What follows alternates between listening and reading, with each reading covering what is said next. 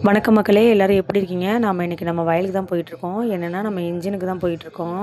ஏன்னா கரண்ட்டு எப்பவும் போணுச்சுன்னா உடனே வந்துடும். இன்றைக்கி மட்டும் கரண்ட்டு ஒரு 12 மணிக்கு போயிட்டு 2 மணிக்கு தான் வந்தது. நாங்களும் கேஷுவலாக இருந்துட்டோம். வந்து பார்த்தா மோட்ரு மட்டும் ஓடிட்டுருக்கு, தண்ணியே வரல.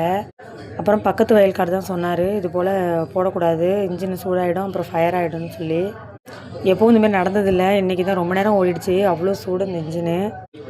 அப்புறம் இன்ஜினுக்குள்ளே ஒரு லெதர் இருந்தது, அதை டைட்டு வச்சுட்டு மறுபடியும் தண்ணி ஊற்ற ஆரம்பிச்சிட்டோம். எப்பவும் 5-6 குடம் தான் ஊற்றுவோம், இன்றைக்கி 10 குடம் ஊற்றிட்டோம். தண்ணி வந்த பாடே இல்லை, ரொம்ப கஷ்டமாயிட்டு. அப்புறம் பக்கத்து வயல்காரும் வந்து ஹெல்ப் பண்ணாங்க, அவங்க ஒரு 10 குடம் ஊற்றுனாங்க. ஒரு வழியாக இன்ஜினை போட்டு பார்த்தோம், அப்புறம் தண்ணி வர ஆரம்பிச்சிட்டு. அதுக்கு முன்னாடி 2-3 தடவை போட்டோம், தண்ணி புசு புசுன்னு வந்துட்டு அப்படியே ஆஃப் ஆகிட்டு. இது என்ன பிரச்சனைனே தெரில, ஏர் எங்கே லீக் ஆகுதுன்னு தெரியல. உங்களுக்கு தெரிஞ்சால் கமெண்ட் பண்ணுங்கள். அப்புறம் தண்ணி வந்ததும் டீப்பை எடுத்து மாட்டிட்டு வயல் வரைக்கும் போய் பார்த்தோம். தண்ணி நல்லாவே ஓடிட்டு இருந்துச்சு. நல்ல வேளை நாங்கள் வந்து பார்த்தோம். வயல்லையும் தண்ணி கம்மியாக தான் இருந்தது.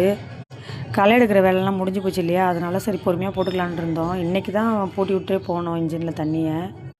அதுக்குள்ளே மத்தியானம் இப்படி ஆகிடுச்சு. மறுபடியும் தண்ணியெல்லாம் போட்டு விட்டுட்டு வயலை போய் எட்டி பார்த்துட்டு வரலான்னு போனோம். நல்லா தண்ணி பாஞ்சிட்டு இருந்துச்சு.